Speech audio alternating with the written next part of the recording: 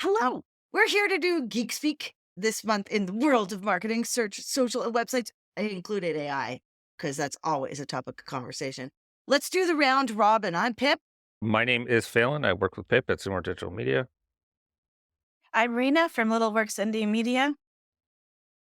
And I'm just Greg. There's no That's Justin right. Greg. Why are we just Gregging? Are we just Gregging? Yeah, He we're didn't just win Greg. the Survivor Pool, people. That's what I just heard. Anyway, we are talking about all great things for social websites, and I'm gonna let Rena kick it off today because I see she left some good notes. It's gonna be a good conversation because we're gonna get right into it.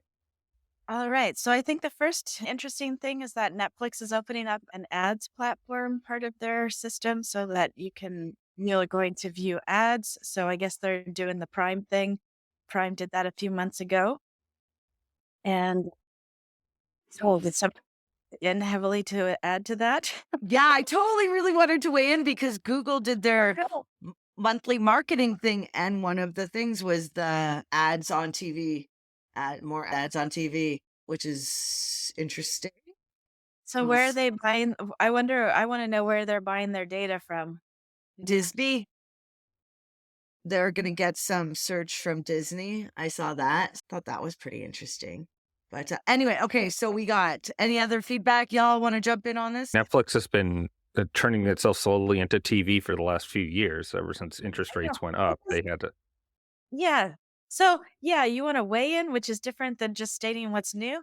It's annoying because they disrupted, and this is the whole problem with disruptors. They come in with their venture capital backed money and then they ruin the industry and then they turn their industry into the same industry that it was. They just Before? become the Yeah. mainstream. And that's Well, all so you hold can. on. So we had fragmentation, Yeah. which led to democratization slightly of did I it? disagree. No, No, it yeah, got rid of Blockbuster and we all had late fees. So we're all thankful. No, no. Blockbuster wasn't the competition that they were going in to disrupt, I don't think. I think they were actually going in to disrupt the television channel or, and production companies, Oh, which interesting. they've done a fine job. In California, someone was saying that one of the divisions of the union was telling people not to even bother applying because there aren't enough jobs for their members. So it really is because 'cause they're not using the yeah. So anyways, I find it really disappointing, quite frankly, because this is first of all, this is not I saw the interesting aspects of disrupting the industry, Pip, like you, I was pretty excited about some of the aspects. However, how it plays out, it's just always contingent on the economic systems that we have. So in the end, it always plays out in the similar ways. Like it's just repeating similar the shitty parts of and I'm disappointed that this is the direction that they're going in. They couldn't find another solution.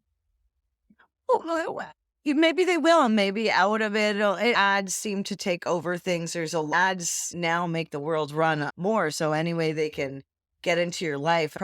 Placement's a thing, right? That's the reason I think influencers are in the know now, and people. I don't even know what's going on with the influencer I market find actually. way more interesting. That's not to me, that is way more interesting. Product placement, I'm all for. I love product placement. I think it's fun to figure out the product placement within movies and TV shows, but ads are something totally different.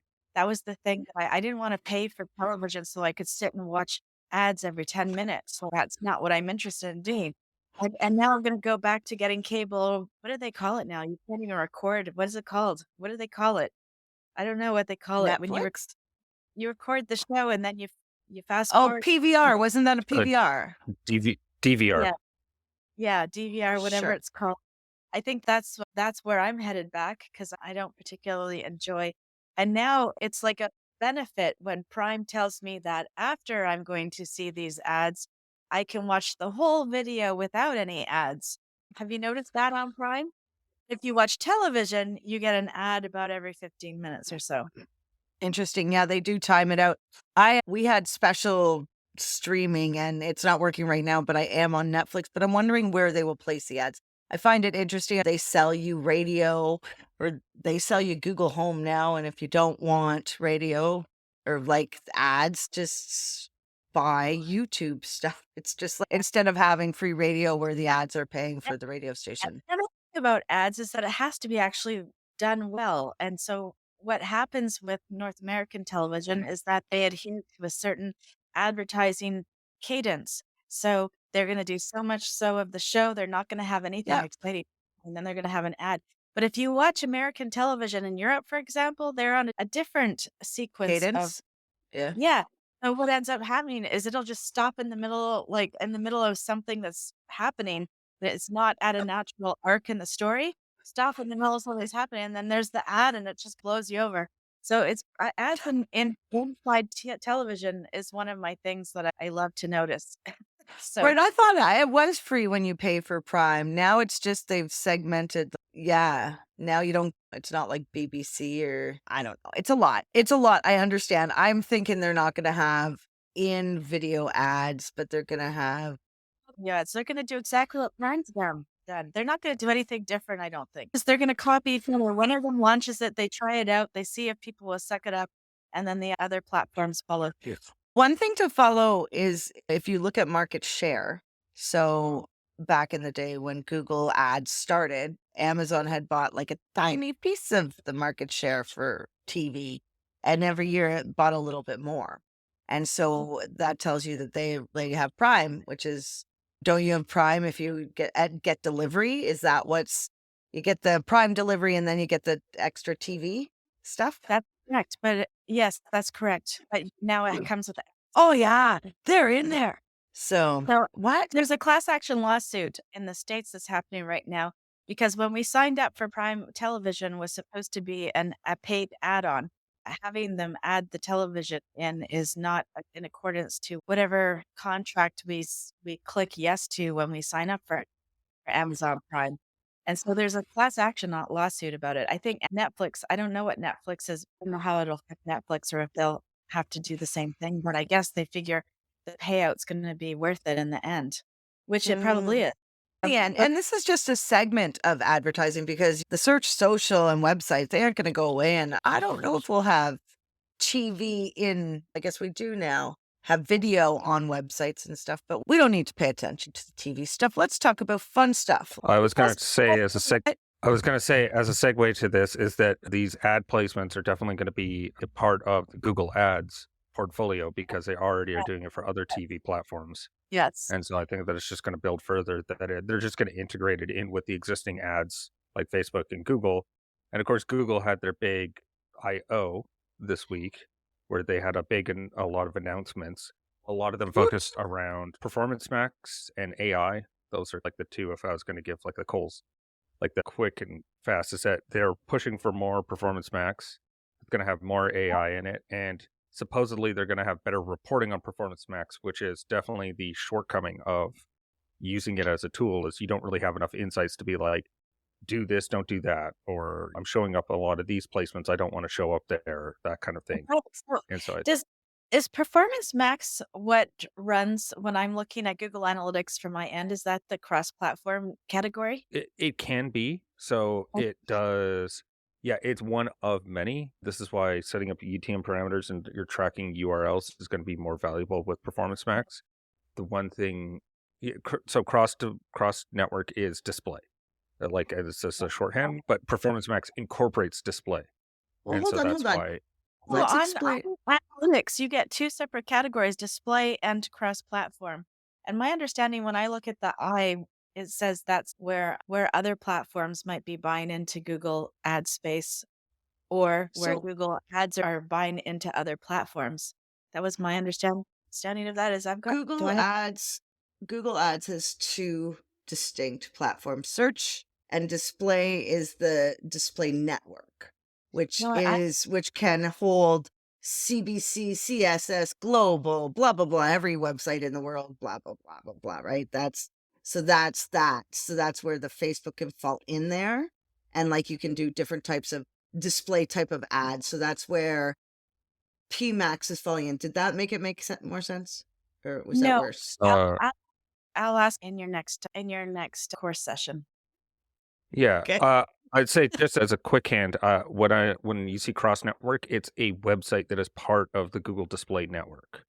So why do they And so have two sections, two categories in Google Analytics? Is it separated in some way? I don't understand why. But that's Search another and thing. display are Yeah. separated. yeah, no, hold on. That's There's not what I display and cross network that show up, and those are category yeah. groupings that are done automatically by Google. So you'd have to Yeah. go into the Google because they'll let you know Into how the they've Google? separated.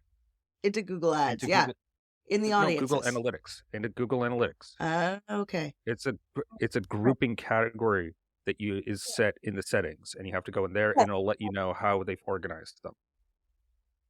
Oh, there's a second page. Okay, because I've never found that. I've only found the definition for what they're saying cross-platform is. Okay, anyways, we should probably move along because now we're getting right into the middle of it. We haven't finished everything. We're not even close. Close, we're close. Okay, let's talk what we got. Rena, I think you got some things on Instagram. What's going on there? Greg, what's Yeah. going on with websites? Not a whole lot for web-related stuff since the last release of WordPress. There's been some security releases for it, but one thing of note that came up a little bit ago was a very commonly used feature on many hosts called Lightspeed. There's a specific caching plugin to use on the Lightspeed servers if your hosting is a Lightspeed server. That has an exploit in it where hackers had been targeting patched plugins able to gain administrative rights to your site, basically be able to do whatever they felt like. That was pretty major because Lightspeed is a very common application that many hosting servers are set up with. So if you're running a Lightspeed server, definitely check if you're using the Lightspeed cache plugin and make sure it's updated. That could have affected a lot of people, right? How would people figure out if they're on that? They'd call their web dev. And if they don't have a web dev, what they're looking for a certain plugin they have? Their hosting would be Lightspeed hosting. And they would need to be using the Lightspeed cache plugin to optimize their site and have caching capabilities on their site. If they're not using that plugin, then it's not an issue. You can still be on a Lightspeed server and be fine. It's because of this Lightspeed cache plugin to optimize on a Lightspeed server. If you are using that, is what has the exploit. So Sounds like a bad day for some people. Yes, Vinny.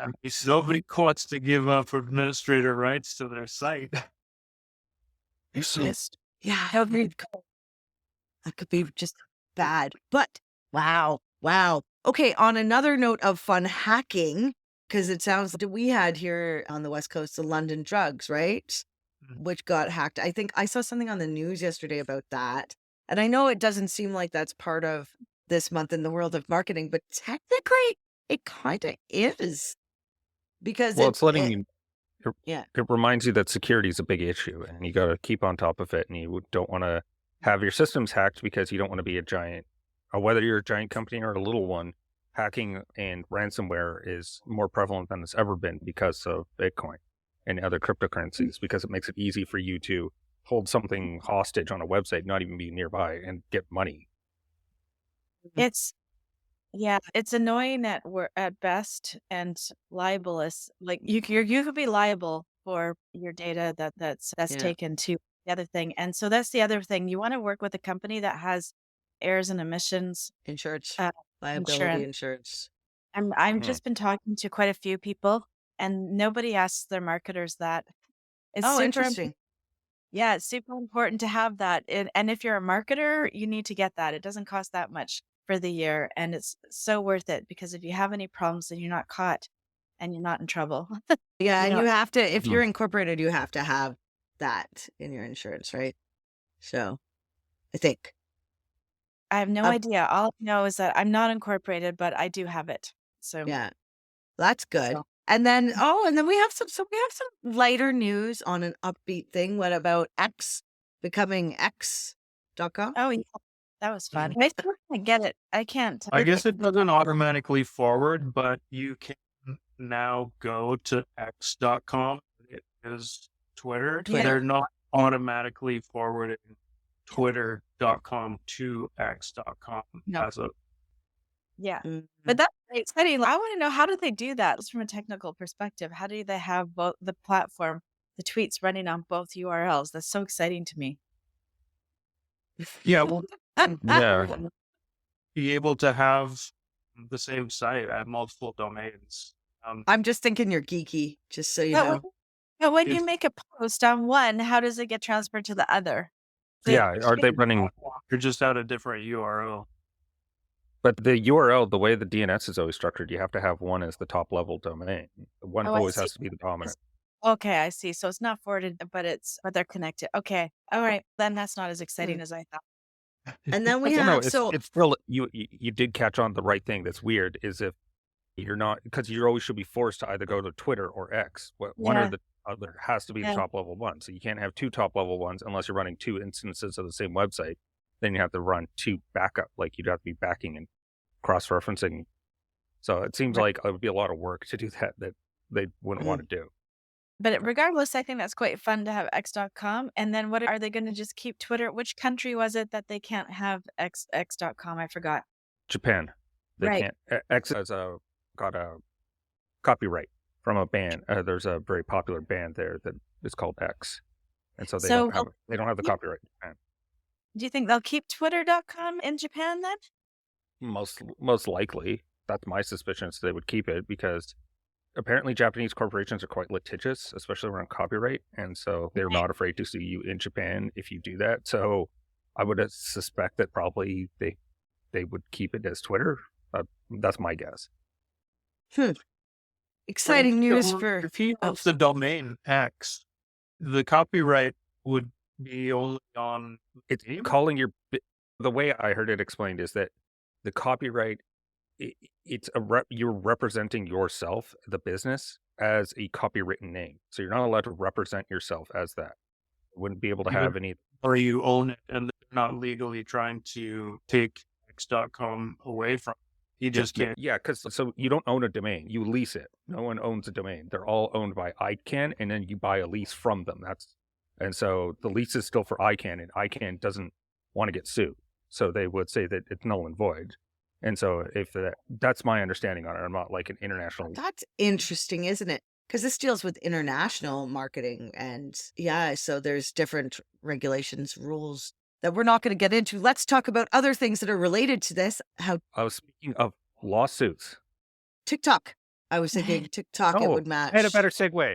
Oh, what was your segue? Damn. Speaking of lawsuits, OpenAI is being sued by Scarlett Johansson because they decided to go ahead and use her likeness in a voice system, because after she had refused, and the only reason why Twice. she's allowed to. Why would they do something after she's refused it? That is the worst business decision I've ever heard of. And posted. Oh, it's so much worse. Yeah.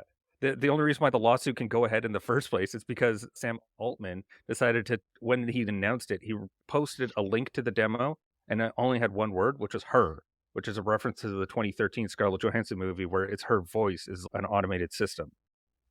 Oh. Her. All he had to write was her, and that's what he wrote. And now he's in trouble.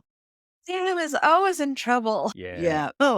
Oh, we got how does everybody feel about Screaming Frog from Shaylin and OpenAI integration into API? I have a lot of feelings about this. Screaming Frog, I want to go play with more. Yeah. I didn't know OpenAI was integrating with their API. Does that mean everything we put in Screaming Frog they get? And they have Google Ads. Did you know that? Screaming Frog has Google Ads as a service. I did not know that, but I guess it's not their number one. So they're an agency. They're like, at the end of the day, much like Whitespark, it does like a bunch of SaaS products that are still in a local SEO agency. That's a really good question, Shaylin. I don't know how I feel. Reddit gave away everybody's information, right? Google originated because Yellow Pages really gave away their information. So I think it'll make some big changes happen quicker. They sold it. They didn't just hand it over. Which they got one? a pen. Reddit, they got paid Mm. for giving away their data. So Well, it giving wasn't, away people's data because everybody was a volunteer who was in there and making, yeah. But that's what you get for just chatting and giving away your time. I don't know. It's hard. That's hard. It's such a good question. It's coming. It's going to take over, and we got to figure it out as we go. Because what I saw from the Google Ads AI, like the marketing, I have a client who's got a product and I can't get any pictures. And it's going to make it so I can take that picture and just put it in any background, right? So I think with AI changes and stuff like that, we're just going to have to learn to work with it. It's very life changing what's happening right now. We're just at the very beginning, right? So I think we all got to keep learning and doing and paying attention to all of this. What do you think? Guys think? Don't all talk at once now. yeah. Yeah, I'm not that familiar with Screaming Frog, so that's not really a space for me, but from what I've read, there's a lot of data that's being scraped. I'm not sure how I feel about that. And of course, that's how OpenAI works. That's the whole thing. I still have the same feelings that I have about it in general, where it's like all the people that are actually writing great content and doing great things on the internet, their work is now devalued in my mind, and it's going to be a lot harder to create and to find original work with plethora of iterations of the same thing. We already had problems with that where people were scraping other people's work and creating iterations, and it's just I don't know. I don't think I don't know. That's I, not the kind of internet that I actually want to see. to be honest, from what I'm seeing out there, and maybe this will change, but because been playing with this system that does AI with Google search, and the insights it gives are interesting and quite accurate if it followed from material that was sourced correctly. Because it's just pulling a line from here that it thinks makes sense, but it's referencing it wrong. So I think that the language models still have a long way to go.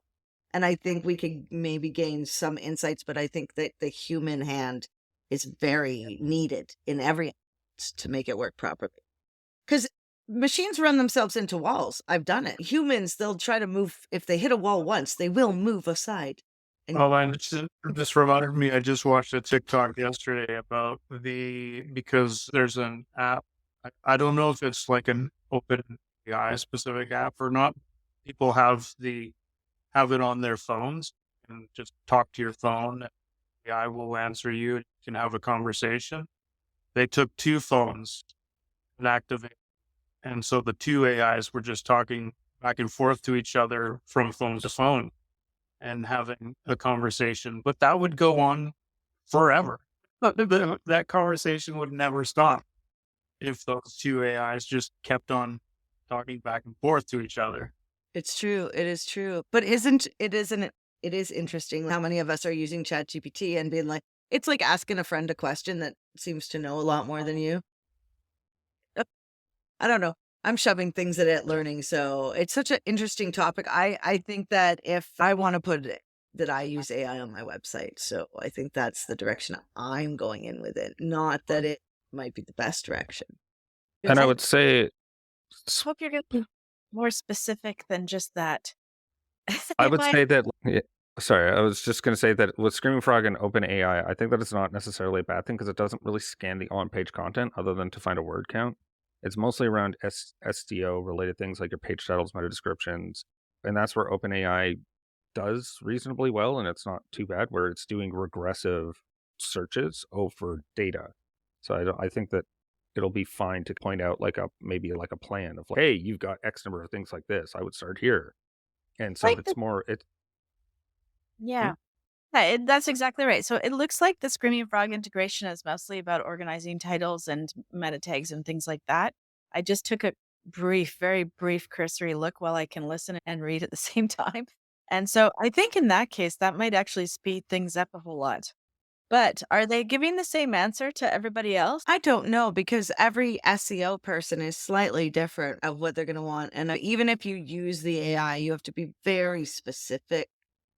As I said, you have to work with it. Can it help you? You're still going to have to adjust it because it's not, you want a sales copywriter with your meta descriptions, titles, URLs, and you also want an SEO writer, right? And then you might want somebody with some skills from Google Ads that understands things about title case and sentence case. And yeah, so I think that to get the perfect thing, you'll have to wiggle with it. And speaking of wiggle, we're going to wiggle out of here. Yeah, that was a terrible segue. But I do want to dance the afternoon away singing songs while I work, because I think today is going to be a great day. And I hope it's a great day for you all. Y'all know what we're doing next week? Do we know? I do. Next week, we have a special guest. So I'm very excited to bring a friend of mine in named Darby. And we're going to be talking about sales. So if you want to learn anything about sales, you should join. This guy is so good at what he does. He works with Jason Swank, and who had a mastermind that we were in a while ago. But he's a person I'd like to call a friend. So I hope you all can join, because it's going to be really fun. And I think we're out of here. Bye. Bye.